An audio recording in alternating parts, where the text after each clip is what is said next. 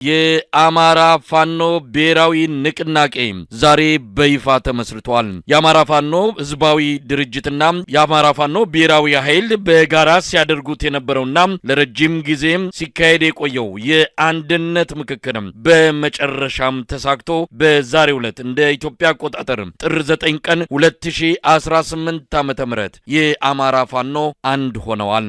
ይህንን አስመልክቶ የአማራ ፋኖ ብሔራዊ ንቅናቄ መግለጫ ሰጥቷል። የእንኳን ደስ ያላችሁ መልእክት ንቅናቄው አስተላልፏል። በተለያዩ መድረኮች ጉዳዩን በተመለከተ የአማራ ህዝብ የትግሉን የሚደግፉ ኢትዮጵያውያን በሙሉ የደስታው ተጋሪ በመሆን መልካም ምኞታቸውን በመግለጽ ላይ ናቸው።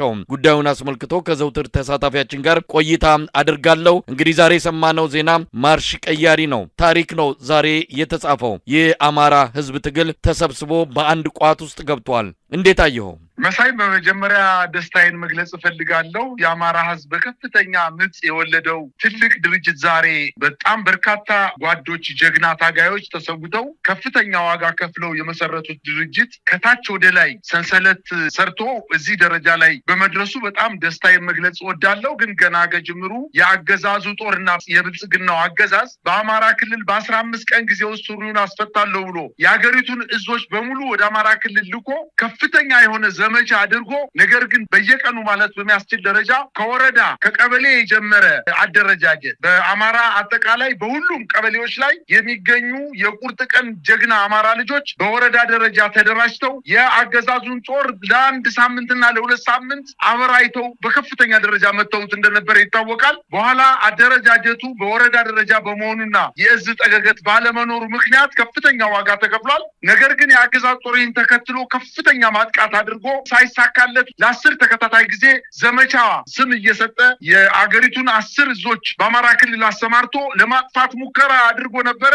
ነገር ግን እነሱ እየፋፉ የአገዛዝ ጦር እየደከመ ፋኖች እየደረጁ ልባቸው እየሰፋ የክልሉን አካባቢዎች እየተቆጣጠሩ ከመምጣታቸው በተጨማሪ ምናልባትም ከ100 እና ከ200 በላይ የሚሆኑ የፋኖ አደረጃጀቶች በአንድ ተሰባስበው እንግዲህ መጨረሻ ላይ ዛሬ ትልቅ የሆነ ድርጅት መስርተዋል። ሲጀመር የህዝብ ትግል ስለነበረ ከጅምሩ በወረዳ ደረጃ የተደራጀው በኋላ ወደ ብርጌድ አድጎ ቀጥሎ ወደ ክፍለ ጦር አድጎ ከዛም ወደ እዝና በኋላም ደግሞ የአማራ ፋኖ ብሔራዊ ኃይልና የአማራ ፋኖ ህዝባዊ ድርጅት ተብሎ በሁለት አደረጃጀቶች ከፍተኛ የሆነ ምከታ ድምሰሳ ሲፈጽሙ እንደነበረ ይታወቃል። ዛሬ ደግሞ የአማራ ፋኖ ብሔራዊ ንቅናቄ የሚል ድርጅት መስርተው ከፍተኛ ውይይት ዋጋ ተከፍሎበት ብዙዎች ተበትነዋል፣ ደክመዋል። ከጎናቸውም ታጋዮች ነን ሲሉ የነበሩ ሰዎች ከድተው መንግስትን ተቀላቅለው ከፍተኛ የሆነ መረጃ አለን በማለት ሰራዊቱን ፈርሷል፣ ከእንግዲህ በአማራ ክልል የሚተኮስ ጥይት የለም፣ የአማራ ክልል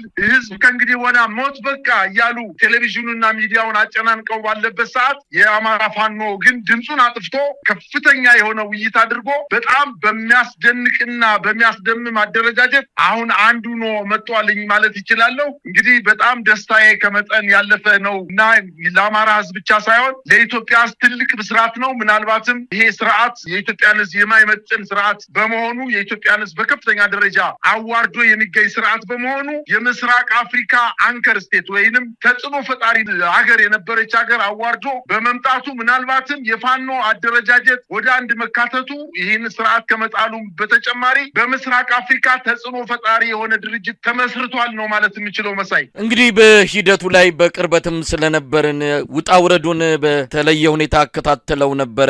ከፋኖ ትግል በቅርበትም ስላለን ይሄ የአንድነት ጉዞ በቀላሉ የመጣ እንዳልሆነ የአማራ ህዝብ ይረዳዋል። ጉዳዩን በቅርበት ሆኖ የሚከታተል በሙሉ ምን ያህል አስቸጋሪ ነገሮች እንደታለፉ ለዚህ ቀን ለመድረስ ብዙ መስዋዕትነቶች እንደተከፈሉ በሚገባ ስለምረዳ ዛሬ ልዩ ቀን ሆኖ ቢገለጽ ተገቢም ነው የሚል እምነትን ያለኝ። እንግዲህ ታሪካዊ ቀን ነው፣ ታሪካዊ ውሳኔ ነው። የአማራ ፋኖ ታጋዮች አንዱ ወደ አንዱ ከመተኮስ ያንንም ታሪክ ምዕራፉን ዘግተው ዛሬ የጋራ ክንዳቸውን በጨቋኙና የኢትዮጵያን ህዝብ መከራ ውስጥ ወደ ከተተው የብልጽግና አገዛዝ ላይ ለማድረግ የሚያስችለውን ትልቁን ውሳኔ ነው ዛሬ ያስተላለፉት። ማርሽ ቀያሪ ተብሎ ሊገለጽ የሚችል ነው። ይህንን ትግል ከጀርባም ሆኖ ሲደግፍ የነበረው የአማራ ህዝብ በርቀትም አስተዋጽኦ ሲያደርግ የነበረው የኢትዮጵያ ህዝብ ዛሬ ልዩ ቀን ሆኖ ቢደሰት ይገባዋል የሚል እምነት ነው ያለኝ። ለማንኛውም እስቲ መግለጫው ምንድን ነው የሚለው ብዙ ብዙ ነገሮች ናቸው የተነሱበት ሂደቱን እንዴት እንደነበረ ምን አይነት አስተዋጽኦ እንደተደረገ በተለይም ደግሞ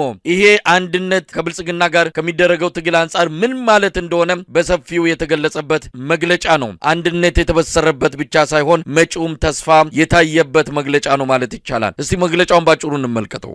መሳይ እንደው ከመግለጫው በፊት የመንግስት አካል ይሄ ድርጅት እያደገ መጥቶ በኋላ ዱካ ለክቶ ይህን ስርዓት አንከባሎ እንደሚጥለው ስለተረዳ መጀመሪያ ውጊያ ሞከረ፣ አልቻለም። ከዛ በኋላ በፕሮፓጋንዳ ጠፍተዋል፣ ደክመዋል፣ ተበትነዋል፣ በየገዳማቱ ገብተዋል ብሎ ሲል እንደነበረ የምናስታውሰው ነው። አሁን ደግሞ ከድርጅቱ በድክመትም በገንዘብም በመታለልም በከፍተኛ ደረጃ ገንዘብ ተሰጧቸው ወጣው የመጡ ሰዎችን በሚዲያ አቅርቦ ፋኖ ከእንግዲህ በኋላ እንቅስቃሴው ደካማ ነው፣ የለም ተግተልትለው ይመጣሉ ጠብቁ እየተባለ በሚዲያ ቅስቀሳ እያደረገ ባለበት ሰዓት አንዳንዶቹም ለሚዲያ ቀርበው ሚዲያ ላይ ገና ስርጭታቸው ወደ አየር ላይ ሳይውል የፋኖ ኃይሎች ተደራጅተው በሽታቸውን አስወግደው ከውስጥ ሲከፋፍላቸው የነበረውን ኃይል አስወግደው ወደ አንድነት መምጣታቸው ብቻ አይደለም። በጣም የሚገርመው መሳይ ከጅምሩ ገና አገዛዙ ለማጥፋት በሚሄድበት ሰዓት እየመከቱ ማሰልጠኛዎችን አቋቁመው የኮማንዶ ኃይል መንግስት ሪፐብሊካን ብሎ ካሰለጠነው ኃይል በላይ የሚሆን የኮማንዶ ኃይሎችን አሰልጥነው በከተማ ላይ ጠንካራ ኦፕሬሽን በመፈጸም ከፍተኛ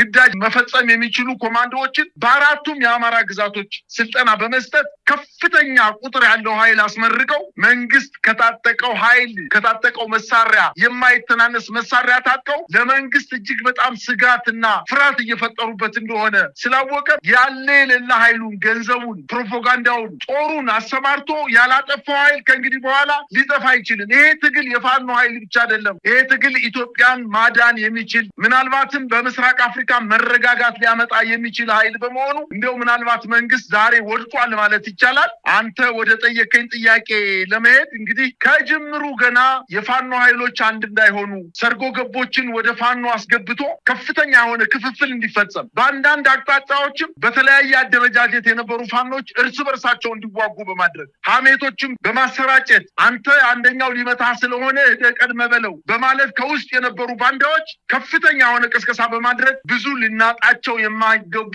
ወታደራዊ አመራሮችን ጭምር ታጋዮችን ጭምር ከፍተኛ መስዋዕትነት ከፍለው ዛሬ ለዚህ በቅተዋል። የተሰዉት ለአማራ ህዝብ ብቻ ሳይሆን ለኢትዮጵያ ህዝብ ነው የተሰዉት እነዚህ ሰዎች። ነገር ግን አሁን ቆሻሻቸው ሲወገድ ግን ምናልባትም 5፣ 10፣ 15 ቀን እንኳን አልቆዩም፣ ወደ አንድነት መጥተዋል። ይህን አንድነት እንግዲህ አስረስ ማረ ዳምጤ ሲያነበው እውነት በሰውነቴ ውስጥ ከፍተኛ የሆነ ደስታ እየተሰማኝ ተስፋ እየታየኝ ነው የተከታተልኩት። መሳይ ያደረጃጀት ለእያንዳንዱ ለሚመለከተው ልምድ ላለው ቅድሚያ ተሰጥቶ ወታደራዊ አዛዦች እነማን እንደሆኑ፣ ፖለቲካ አዛዦች እነማን እንደሆኑ፣ አስተዳደራዊ መምሪያዎች እነማን እንደሆኑ፣ ፖለቲካዊ መሪዎች እነማን እንደሚሆኑ በደንብ አድርገው ምናልባትም ከአንድ ዓመት በላይ የፈጀው ውይይት አድርገው ለዚህ በቅተዋል። እንግዲህ ደስታቸውን ለኢትዮጵያ ህዝብ ለአማራ ህዝብ ብቻ ሳይሆን ለኢትዮጵያ ህዝብ አስተላልፈዋል። የአማራ ፋኖ ብሔራዊ ንቅናቄ የተባለው ድርጅት ከታች ወደ ላይ በመምጣቱ ፈተናዎች ብዙ ነበሩበት። ከፍተኛ መስዋዕትነት ተከፍሎ ነው እዚህ የደረሰው። አሁን ከእንግዲህ በኋላ የአማራ ህዝብ የሚያርፍበት ጊዜ የበለጠ ትግላችንን አጠናክረን የአማራን ህዝብ ሙሉ በሙሉ ነፃ የምናወጣበት ጊዜ ቅርብ መሆኑን በማለት ለአማራ ህዝብ ብቻ ሳይሆን ለኢትዮጵያ ህዝብ ተስፋ ሰጥተዋል ማለት ይችላል መሳይ።